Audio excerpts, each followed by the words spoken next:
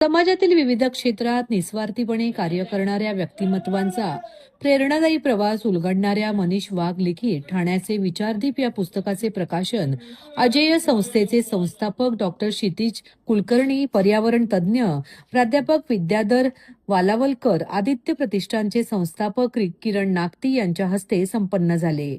Doctor क्षितिज कुलकर्णी यांनी पुस्तकाचे कौतुक करताना सांगितले की या पुस्तकातील व्यक्तिचित्रे वाचताना पु ल देशपांडे यांच्या व्यक्ती आणि वल्लीची आठवण होते।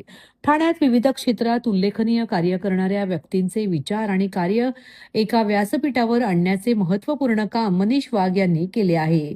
हे पुस्तक तरुण आणि विद्यार्थ्यांसाठी प्रेरणादायी ठरेल।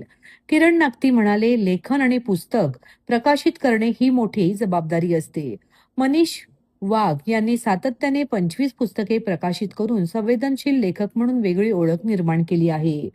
प्राध्यापक विद्याधर वालावलकर यांनी या पुस्तकातील प्रत्येक व्यक्तिमत्व समाजासाठी दीपस्तंभासारखे आहे, समाजकार्यात सातत्य ठेवणाऱ्यांचा गौरव या पुस्तकातून झाला आहे असे सांगितले।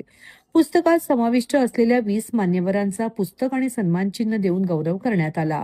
यावेळी देण्यात आलेले पूर्णतः नारळांच्या करवंटीपासून बनवलेले सन्मानचिन्ह पर्यावरण दक्षता मंडळाच्या मामणोली केंद्रावर कार्यरत असलेले अरुण म्हसे यांनी बनवले होते। त्यांचाही यावेळी सत्कार करण्यात आला। तर मनीष वाघ या लेखकाचं जेवढं कौतुक करावं तेवढं कमी आहे। मी नेहमी असं म्हणत असतो की मनीष वाघ म्हणजे जाणीवात जिवंत असलेला एक लेखक। समाजामध्ये जे काही घडते त्यावर कुठलीही तमा न बाळगता, कुठलीही पर्वा न करता सडेतोड रोखटोकपणे लेखणी ज्यांची चालते ते मनीष वाघ। त्यांनी ठाण्याचे विचारदीप असे 20 जण जी ठाण्याचे विचारदीप आहेत अशा पद्धतीनं त्यांनी मांडणी केली आणि त्याच्यामध्ये एक स्थान त्यांनी माझ्यासारख्या एक सामान्य कार्यकर्त्याला सुद्धा दिलंय। त्याच्याबद्दल मी त्याचे आभार मानतोय।